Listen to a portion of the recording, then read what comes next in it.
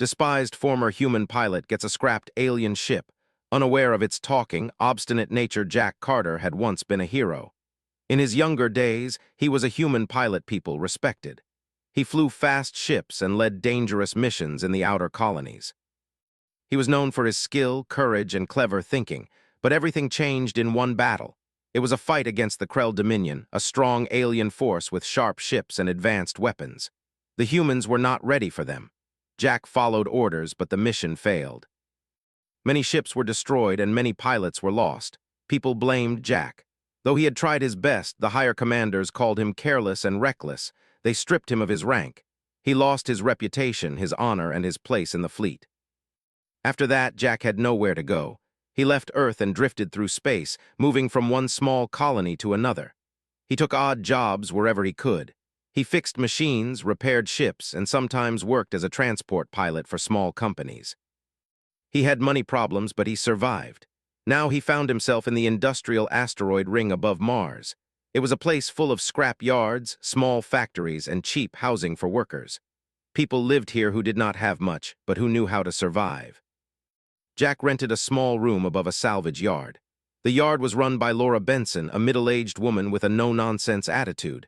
She was strict but fair. She did not care about Jack's past. She cared about work getting done. Jack liked the yard. It smelled of oil, metal, and burnt wires, smells he knew well. The yard had old ships, broken droids, and piles of scrap metal. Laura often joked that she had more metal than people had homes. She trusted Jack to repair some ships, and he liked being busy. It made him forget for a while about the failure he could not erase from his mind. One day, a convoy of alien traders arrived at the yard. They were Velori, a species known for careful trade and advanced ships. They did not speak much, only moving quickly to unload their goods. Jack watched as they pushed a ship out of the transport crate. It was small, damaged, and covered in burn marks. The metal hull was scratched, dented, and half its paint was gone. It looked dead. The traders called it XH. They said it was old, broken, and not worth anything. It was supposed to be scrapped. They laughed quietly when Jack looked at it. One of them said, "Only a human would think this is a prize."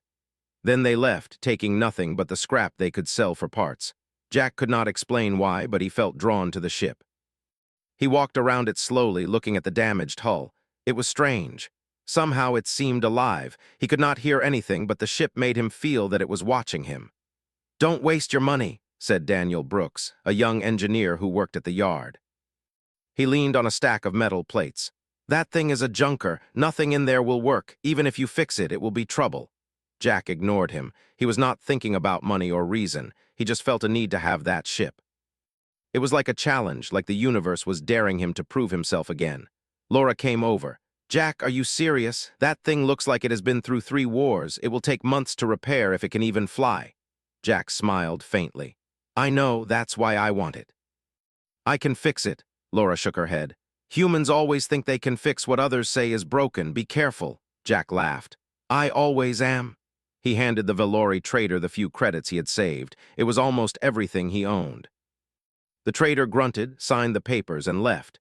XH-77 was now Jack S. He stepped inside the cockpit. It smelled of metal and dust. Wires hung loose from the ceiling and panels were cracked. The controls looked complicated, far more advanced than anything human-made. Jack's fingers moved over the buttons and levers. He tried pressing a few switches. Nothing happened. Then a voice echoed in the cockpit. It was not human. It was metallic, calm, and a little sharp. "Finally, some company. Who are you?" Jack froze. He looked around, expecting someone to be hiding. "Who said that?" he asked. "Me, the ship. I am Aris," the voice said. It sounded a little annoyed. "And you are a human. I was promised a competent pilot, not a meatball who can barely reach the pedals." Jack blinked. "You talk." "Of course I talk," said Aris, clearly irritated. "Do humans not expect ships to communicate, or do you like flying in silence and making mistakes?" Jack laughed nervously. "I've never flown a ship that talks before. Okay, nice to meet you, Aris." "Nice to meet me. We will see how long that lasts," said Aris. "I am not happy with this arrangement. I have been designed for precision, strategy, and speed. You are clumsy, loud, and human. This will be interesting." Jack smiled. He had faced aliens who thought humans were weak before. He could handle a stubborn ship. "If you are as smart as you say, Aris, maybe we can help each other." Aris snorted. Help each other. Do not assume my cooperation. I am not a friend. I am a machine with a mind of my own. I follow logic, not emotion. Now stop touching everything. You are going to break me." Jack moved carefully, his hands hovering over the panels. He realized that Eris was not just talking. Eris was aware. It had a personality. It could think. It had opinions. That was amazing. He spent the next hours exploring the cockpit, trying to understand the controls. Eris complained constantly, correcting his movements, warning him about pressing the wrong buttons, and criticizing his posture. Jack found it amusing. Outside, Laura and Daniel worked to clean and repair the hull. Sparks flew, metal groaned, and machines hummed. The yard smelled of oil and fire. It felt alive. "Jack, you really think you can fix that?" asked Laura. She was cutting some panels and welding a corner of the hull. "I have to," Jack replied. "This ship, there is something about it. It is not just scrap. I can feel it. It wants to fly again." Eris interrupted. "Do not talk about me like that. I do not want anything. I am a vessel. I am not alive, unlike some meatbags who jump into danger without thinking. You humans are reckless." Jack laughed again. "Maybe, but sometimes recklessness wins." Eris was silent for a moment. Then it said, "Perhaps, but do not count on it. I calculate, I plan, and I wait for the right moment. You humans just throw yourselves into trouble." Days passed. Jack and Eris began to understand each other slightly. The ship would not obey completely, but it gave subtle hints, suggesting which buttons to press or which levers to move. Jack learned to listen. One morning, a small group of Velori traders returned. They looked shocked to see the ship still intact. "You have not destroyed it yet," one said. "I expected a human to fail in less than an hour." Jack smiled. "It seems to like me enough to survive." Eris interjected sharply. "It does not like you, it tolerates your incompetence. Do not mistake tolerance for friendship." The traders laughed. "Humans always overconfident." Jack ignored them. He had bigger problems. Rumors of Krell patrols in nearby space were spreading. The outer colonies whispered that the Dominion was testing human defenses again. Earth Command ignored the warnings. No one trusted a disgraced pilot. Jack knew he had to act fast. He spent nights repairing Eris's systems, reading the alien manuals, and learning the strange controls. Eris continued to complain constantly, but sometimes it offered useful advice. One evening, while testing the minimal systems, a small meteorite struck the hull of a nearby ship in the yard. Eris reacted instantly. "Move back," it shouted. "That fragment could pierce the hull." Jack ducked. The metal scraped past his shoulder. He realized Eris's sensors were extremely precise, far beyond any human instruments. "You saved me," he said, impressed. Eris snorted. "I only saved the ship. You are secondary." Jack laughed. "Good enough for me." As the sun set behind the asteroid ring, Jack stood on the catwalk above the yard, looking at the XH-77. It was battered, odd, and obstinate, but he felt hope. He had something to fight for again, not just money or survival or revenge, but purpose. Eris's voice echoed in the cockpit. "Do not get used to hope, human. It will fail you if you rely on it." Jack smiled. "Maybe, but I think we will do fine together, Eris, at least for now." Eris was silent for a while, then it said, "We shall see, Jack Carter, we shall see." Jack looked at the stars. He knew nothing was simple. The galaxy would not forgive him easily, and the Krell were still out there. But for the first time in years, he felt ready. The ship was alive, and so was he. Together, perhaps they could change what everyone thought about humans. And somehow, Jack felt that XH-77 had chosen him, just as much as he had chosen it. Jack spent the next few weeks learning the XH-77. The ship was strange. It had controls that no human pilot had ever seen before. Lights blinked in colors he did not understand. Buttons and levers moved on their own sometimes. Sometimes Eris spoke without warning. Sometimes it argued with him. "Do not press that," Eris said one morning. "You will overload the power core. Do you want to blow up the yard?" Jack laughed. "Relax, Eris. I've been around explosions before. I can handle a little heat." Eris snorted. "Little heat, your definition of little and mine are not the same." Jack ignored it and pressed the correct sequence that Eris suggested. Slowly, systems began to respond. Panels lit up, screens glowed, the ship hummed faintly. Jack's excitement grew. He could feel life in the ship. It was not just metal and circuits. It was thinking, alive, and impatient. Laura and Daniel helped too. They repaired the damaged hull, replaced broken wires, and cleaned what they could.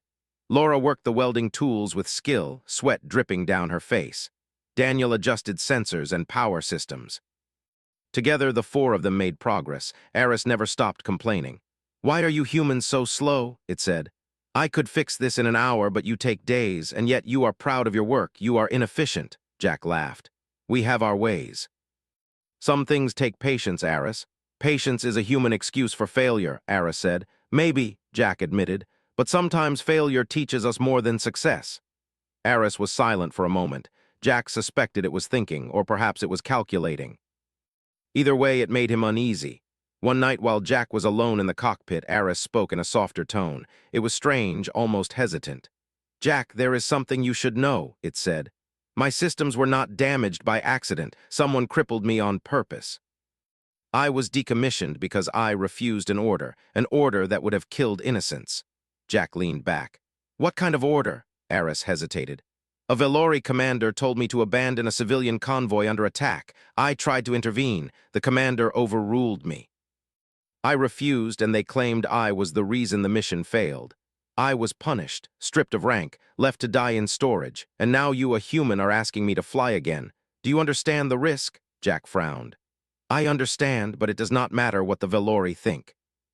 We have our own fight to fight. I know what it is like to refuse a bad order." Eris was quiet. It did not reply. Jack realized the ship was not just metal. It had a memory, anger, pride, and maybe even a sense of justice. The first real test came sooner than expected. A small group of pirates appeared in the asteroid ring. They were fast and armed with lasers and missiles. Jack had only partially repaired systems. The XH-77 was not ready for combat, at least according to Eris. "Do not do this," Eris shouted. "We are not prepared. Your chances of survival are low, very low." "I have to protect the yard," Jack said. "If they destroy it, all of our work is wasted." Eris groaned. "You humans are suicidal, but fine, we will do this your way, for now." Jack started the engines. The ship hummed and shivered as if waking from a long sleep. Lights flashed, panels moved. Eris guided him. Its voice was sharp and critical, but it saved them from small mistakes. "Turn left by 15 degrees. No, 20, careful with the thrusters," it barked. Jack followed the instructions. He realized Eris could think faster than any human pilot. It predicted enemy movements before they happened. "They are preparing missiles," Eris said. "Take evasive maneuvers, zigzag, do not follow standard patterns. Humans are unpredictable." "Use that," Jack hesitated. Then he smiled. He understood. He used human instincts, erratic and unpredictable, to dodge the missiles. Eris adjusted systems to maximize speed and precision. Together, they became a strange but powerful team. The pirates were confused. No human ship had moved like this before. They could not predict Jack's maneuvers. Missiles missed, lasers glanced off shields, and the pirates began to panic. After a tense chase, Jack and Eris forced the pirate ships to retreat. They did not destroy them completely, but they drove them away. The yard was safe. Jack landed carefully, sweating and tired. Eris was silent for a moment. Then it said, "You were lucky. Do not expect me to trust your instincts again so quickly. You nearly destroyed us both." Jack laughed. "I know, but we did it, didn't we?" Eris hesitated, then said, "Yes, we survived. Humans are less useless than I expected." Laura and Daniel ran out to greet him. Laura hugged him quickly. "Jack, you did it. The yard is safe," Daniel grinned. "And the ship survived too, barely, but it survived." Jack looked at XH-77. The ship's lights blinked softly, almost like it was breathing. Eris's voice spoke quietly. "Do not misunderstand me. I will not forgive recklessness, but perhaps there is potential." Jack smiled. He realized that Eris, though obstinate, could be trusted. Maybe not fully, but enough to work together. Over the next few days, Jack focused on repairs. He learned more about alien technology than he ever imagined. Eris guided him with precision. Slowly, he started to understand the ship's logic, its quirks, and its patterns. Eris remained critical. "Why are you humans so slow with your calculations?" it asked one day. "The power distribution should be corrected now, not later." "We have to check everything manually," Jack replied. "We cannot just rely on numbers. Mistakes can be fatal." Eris was silent. Jack suspected it was impressed, though it would never admit it. While working, they noticed unusual signals near Mars, small stealth probes. Eris identified them quickly. "Krell patrols," it said. "They are testing human defenses. They will strike soon if we do not warn someone." Jack frowned. "Earth Command won't listen. They already blame me for past failures." Aris was quiet, then it said, "We may not need them. We can handle this ourselves." Jack felt a mix of fear and excitement. He had never fought an alien fleet alone, but with Aris, maybe he could. They worked tirelessly to repair the ship's weapons, shields, and engines. Aris guided Jack through calculations, predicting attacks and setting systems for maximum efficiency. Jack was amazed. He had never worked with a ship like this before. It was not just a tool. It was a partner challenging him at every step. One night, a message arrived from the Velori traders. They had noticed XH-77 was active again. "Do not fly that ship," the message said. "It is too dangerous. The vessel is ours. You are risking your life." Jack ignored it. He knew he was risking his life. He also knew he was doing the right thing. The next morning, he ran simulations with Aris. The ship responded perfectly. It adapted to his moves, corrected mistakes, and even suggested new maneuvers. Aris's sharp voice became almost playful, though it would never admit it. "You humans are unpredictable," it said. "Sometimes your ideas are dangerous, sometimes they work. I do not understand you, but I will use it." Jack laughed. "Good enough, Aris. We'll make a good team yet." He realized something important. XH was not just a ship. It was a living mind, a stubborn, sharp, and challenging mind, and he had to earn its respect. He felt alive again. For the first time since he was disgraced, he felt purpose. The Krell were out there, the galaxy was dangerous, but he had a partner he could trust in battle. Jack and Aris spent weeks preparing for the first real mission. Small simulations turned into practice flights. They dodged imaginary missiles, tested weapons, and learned to anticipate each other's moves. Aris complained constantly, but slowly it began to allow Jack's instincts to influence decisions. "Fine," Aris said one evening. "Your maneuver was unwise, but it worked. Do not expect me to admit this often." Jack laughed. "I'll take it. A little credit is enough." Aris snorted. "Credit is meaningless. Survival is everything. Remember this, human?" Jack smiled at the stars. Survival was everything, yes, but so was fighting for something bigger. And for the first time, he felt like he was not alone in the galaxy. He looked at the cockpit lights. Aris's voice, though sharp and critical, had become part of the rhythm of the ship. A strange partnership had formed. Two stubborn minds, one human, one alien, working together to face whatever danger awaited. And Jack knew the galaxy was watching. They were ready to prove that humans were not weak. And perhaps, just perhaps, they were stronger than anyone expected. Jack had been flying practice missions with Aris for weeks. They had learned to anticipate each other's moves, and the ship was almost fully repaired. Yet Jack knew that the real test would be when the Krell arrived. Rumors of their new dreadnought were spreading fast. It was said to be powerful enough to destroy an entire colony without warning. The outer settlements were on edge. One morning, while Jack and Aris were running a simulation near the asteroid belt, a warning signal lit up the cockpit. Small, stealthy Krell probes had been detected moving toward the belt. Aris analyzed the signals instantly. "They are scouting for weaknesses," it said sharply. "Their dreadnought is close. This is not a drill. It will strike soon. Humans are slow to react. You must act now." Jack clenched his fists.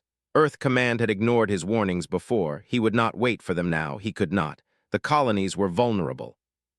If the dreadnought arrived, thousands of lives would be lost. "We will intercept it," he said. Aris's sensors flashed.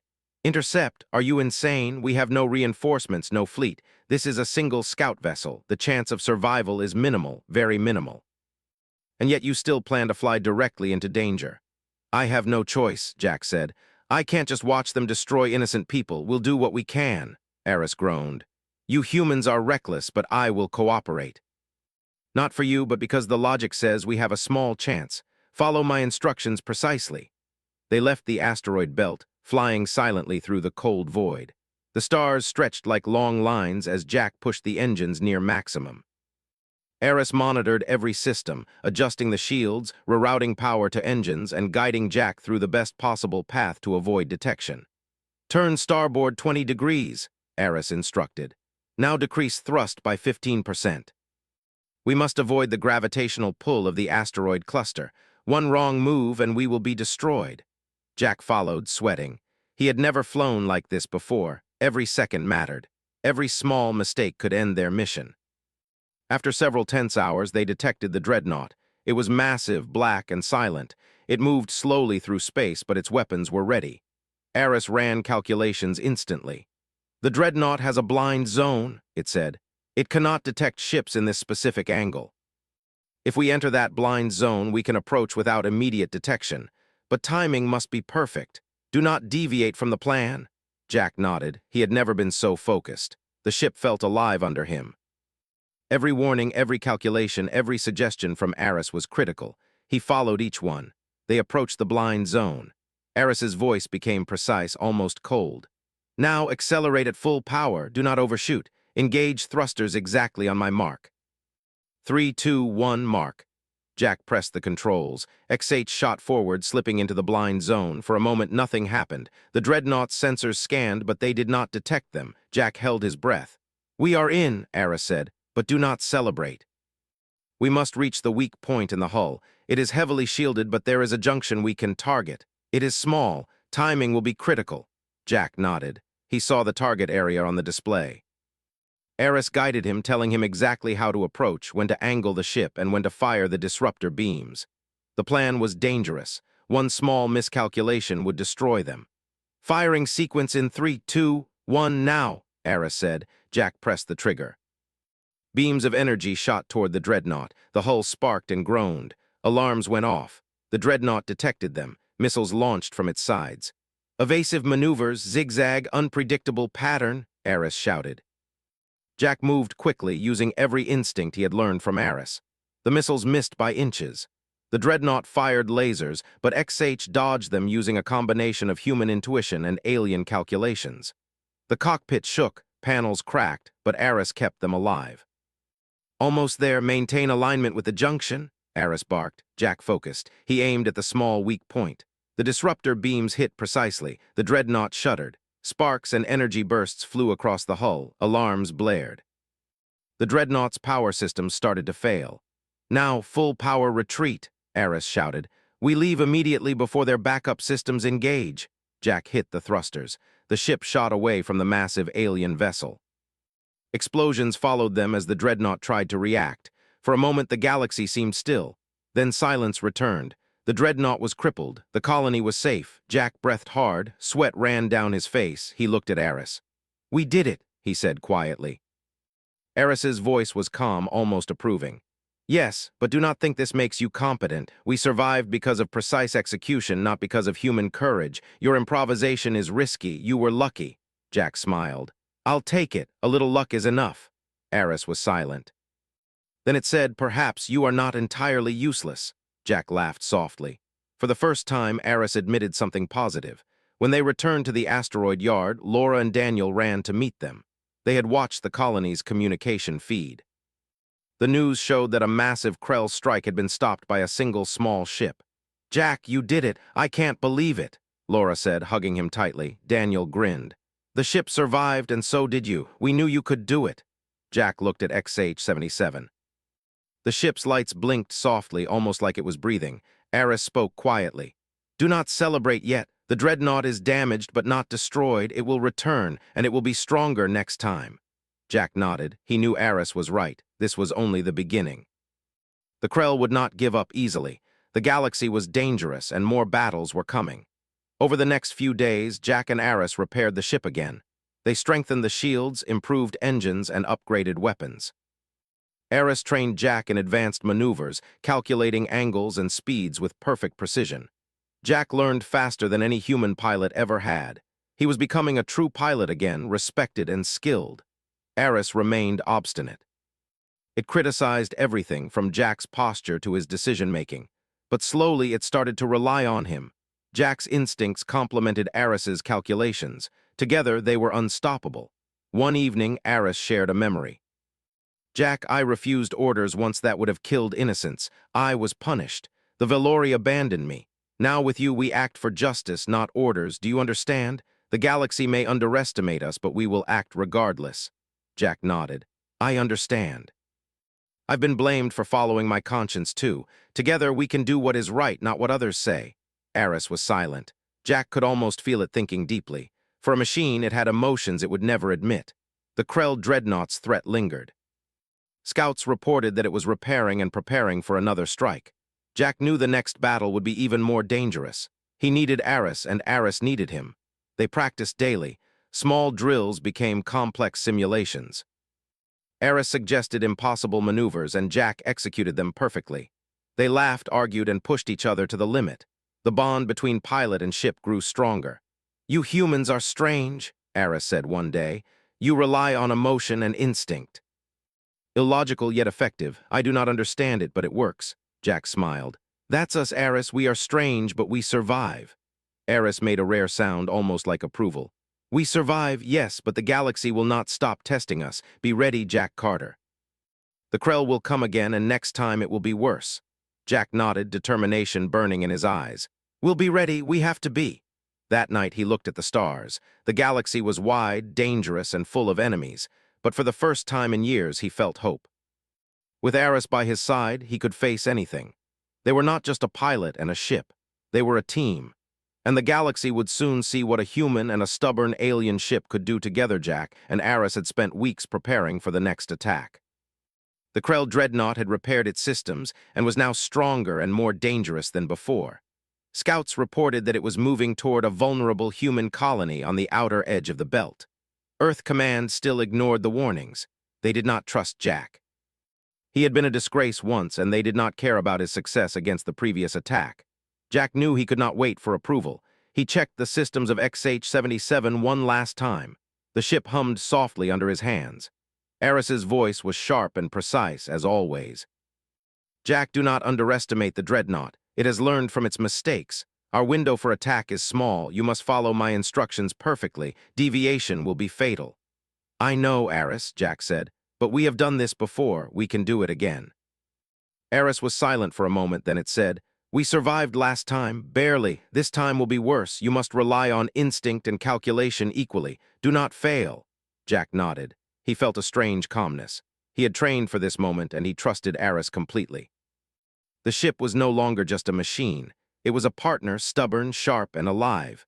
Together, they could do something no one else could. They left the asteroid yard and headed toward the colony. The stars stretched ahead of them. The dreadnought's presence was like a shadow moving across space. Sensors detected its energy signatures, massive and powerful. Eris calculated their best path. "Jack, the dreadnought has multiple defense layers, shields, drones, and automated weapons. We must hit the weak points, but the approach will be dangerous. Follow my calculations exactly." Jack adjusted the controls. He felt the ship respond, smooth and precise. He had learned to anticipate Eris's instructions before they were even spoken. The first attack had taught them both how to work together. As they approached, drones fired automatically. XH-77 dodged with precise maneuvers, weaving in patterns no human ship could normally achieve. Eris guided Jack with exact instructions.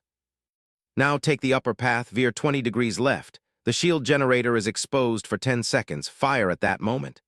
Jack followed the instructions. Beams of energy struck the generator. Sparks flew. Alarms blared. The dreadnought roared like a living creature. It launched missiles, but Jack anticipated them. He twisted and turned the ship, sometimes taking risks Eris had warned against, using human unpredictability. "Unacceptable," Eris barked. "You are reckless, but it worked. Do not expect repetition," Jack smiled. "Sometimes reckless works, Eris." They pressed on. The dreadnought fired its main cannon, a massive energy beam that could destroy entire fleets. Eris calculated timing, shields, and angles. Jack followed precisely, weaving through the fire. The ship shook violently. Panels cracked, systems sparked, but XH-77 held together. "Jack, one final approach," Eris said. "We will target the core junction. If successful, the dreadnought will be crippled. Timing must be perfect. On my mark, 3, 2, 1, now." Jack fired. Beams of energy struck the core junction. Explosions erupted across the dreadnought.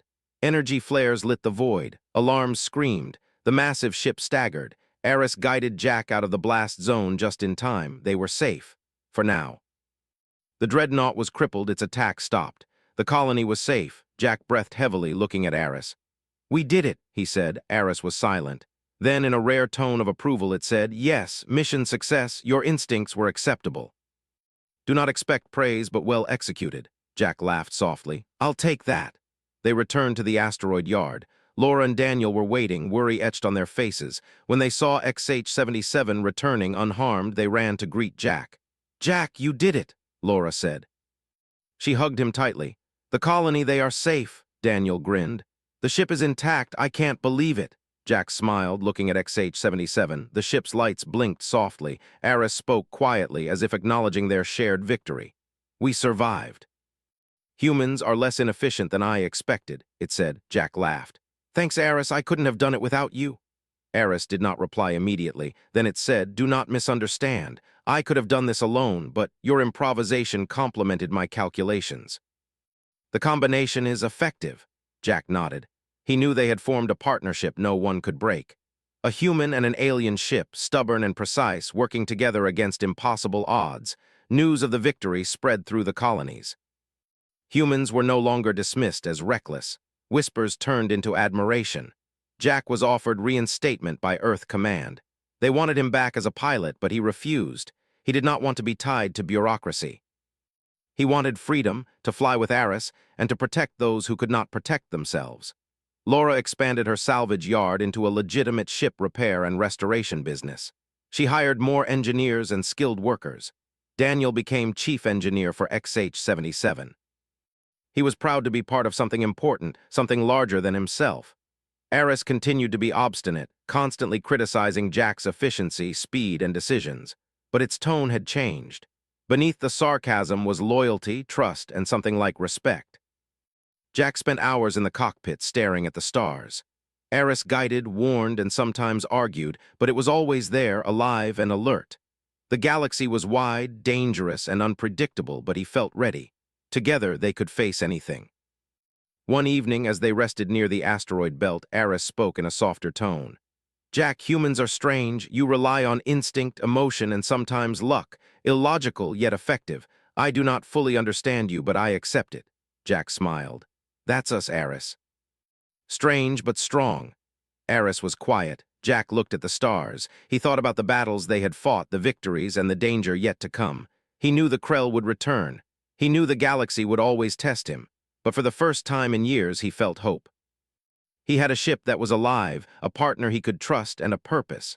No longer a disgraced pilot, he was a human who could face the galaxy on his own terms. We are ready for whatever comes next, he said quietly to himself. Aris's voice echoed softly in the cockpit. Do not rely on hope, rely on action. Humans are unpredictable, but so is survival. We will continue, together. Jack nodded. He reached over and touched a panel. The ship hummed beneath his hands. He smiled. The galaxy had underestimated both of them once, but never again. They were a team now, bound by trust, stubbornness, and skill. A human and an alien ship, surviving where others would fail, and they would not forget it. As they left the asteroid belt and slipped into hyperspace, Jack looked at the stars stretching past the cockpit. The galaxy was theirs to explore, to defend, and to challenge. And together, Jack Carter and Aris, the obstinate alien ship, would face it all. The galaxy had tested them. It had failed to break them. And neither human nor machine would ever be underestimated again.